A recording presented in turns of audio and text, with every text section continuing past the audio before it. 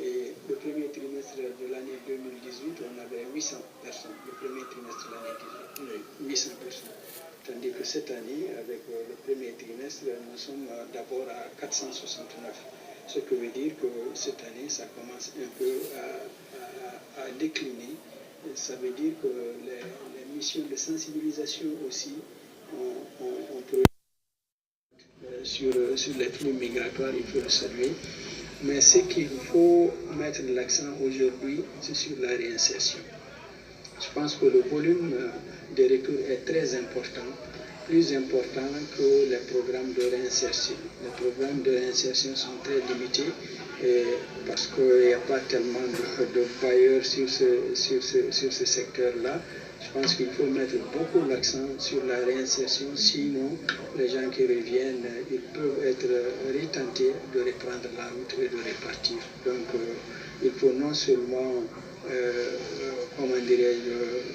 travailler pour que les causes profondes, sur les causes profondes, la pauvreté, la répartition de la richesse au niveau mondial d'abord et au niveau surtout national, pour que les zones rurales, les zones de départ massif soient des zones prioritaires de développement pour donner de l'emploi aux jeunes, pour leur donner une opportunité. Je pense que sur ces axes-là, il y a beaucoup à faire. Mais sur l'axe d'accueil et de réinsertion, je pense qu'en ce moment, on peut dire qu'il est satisfaisant. Oui, M. Ban, dans certains pays, on constate qu'il y a certains qui ne sont pas volontaires pour retour au pays, mais qui vivent dans une certaine précarité, ils sont nombreux. Et qu'est-ce que vous faites pour les sensibiliser dans ce sens? C'est sensibiliser pour dire que rester pour rester n'est pas une solution. On va pour se faire, un avenir. Mais lorsque cet avenir-là n'est pas propre dans les pays de résidence, je pense qu'il est utile de réfléchir à une autre alternative. Il y a beaucoup de personnes qui n'ont pas réussi leur parcours migratoire à avoir un avenir stable dans ces pays de résidence. Le mieux, c'est de se réorienter, revenir au pays. Il y a beaucoup d'opportunités aujourd'hui au pays. Il y a des gens qui n'ont pas réussi en migration, qui sont au retour, qui ont pu avoir un autre avenir, qui ont pu se refaire une autre vie ici au Mali, ou bien même en Afrique de l'Ouest. Donc je pense qu'aujourd'hui, le Mali, dans l'espace CEDEAO, les gens peuvent revenir, entreprendre, tenter une nouvelle vie, au lieu de vouloir rester, surtout dans les pays du Nord aujourd'hui, qui sont confrontés à plusieurs sortes de problèmes. Le problème économique, parce que les emplois qu'avant les migrants prenaient, aujourd'hui les autochtones veulent de ces emplois-là. Avant, ils ne voulaient pas balayer la rue. Mais aujourd'hui, excusez-moi du terme, les techniciens de surface et même les autochtones de ces pays-là acceptent de faire ce travail-là. Donc c'est un peu plus difficile aujourd'hui économiquement et surtout aussi les campagnes des extrêmes droites, des politiques, pour des raisons politiques qui font des migrants des boucs émissaires. Je pense que par rapport à ça, le pacte mondial, surtout l'objectif 17 du pacte mondial, dit que tous les États doivent travailler pour que les campagnes soient menées pour lutter contre la xénophobie, contre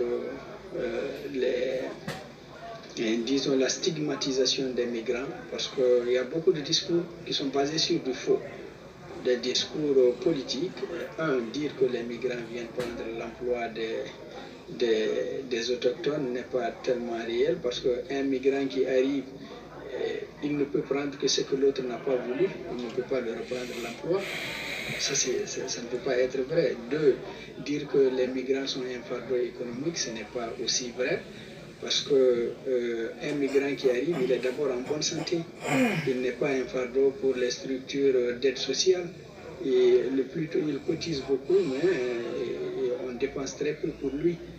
Bon, il y a beaucoup de choses à dire que les migrants ne sont pas bénéfiques pour les pays dans lesquels ils sont. Ça aussi, c'est démontré qu'ils participent à l'essor de ces pays de résidence. Ils participent aussi à la vitalité démographique de ces pays-là. Donc, il faut combattre les idées reçues. Les idées reçues. Madame, c'est vrai, c'est pas une réussite partout, mais au retour, qu'est-ce que le département fait pour assister ces migrants qui sont revenus au pays? Là, vous parlez maintenant de favoriser une meilleure réinsertion. Donc, nous avons un dispositif d'insertion au ministère des Maliens de l'extérieur et de l'intégration africaine.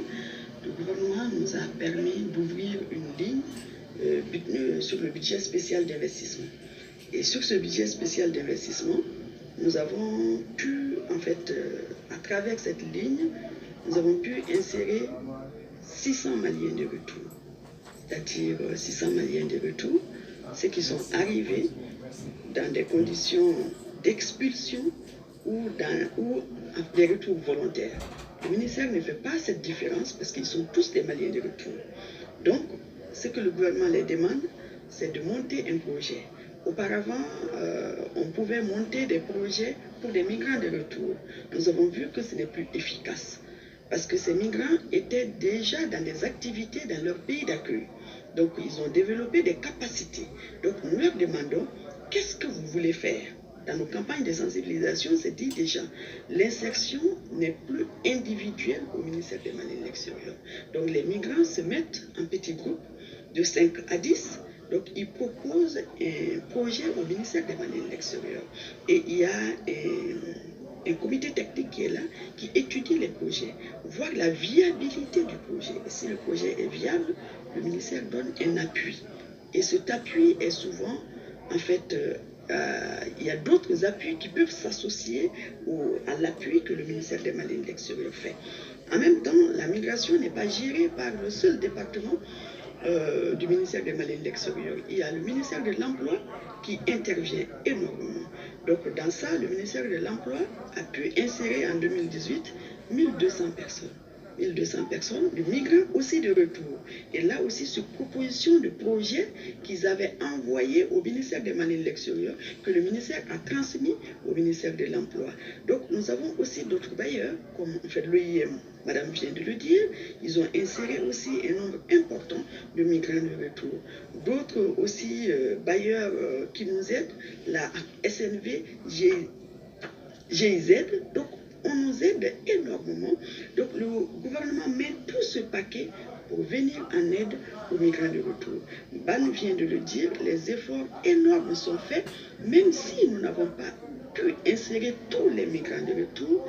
En réalité, aujourd'hui, la campagne de sensibilisation, les orientations que nous faisons, si nous ne pouvons pas financer des projets, nous les orientons. Donc l'orientation fait qu'aujourd'hui, certains migrants de retour n'ont plus vraiment envie de retourner parce que ce qu'ils font aujourd'hui ici, ils le disent eux-mêmes. S'ils avaient cet appui avant d'aller, ils n'allaient pas partir.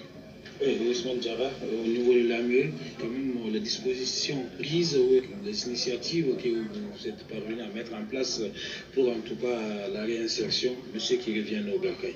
Alors, comme l'AME, c'est déjà une organisation qui travaille dans les deux volets, la défense des droits des migrants et d'aide d'urgence humanitaire. Ce qui concerne le volet de réinsertion, on essaye de faciliter, c'est-à-dire les démarches auprès du ministère des Maliens de l'extérieur, comme elle vient de dire. Si un migrant de retour expulsé ou refoulé a un projet, nous, à l'AME, on peut le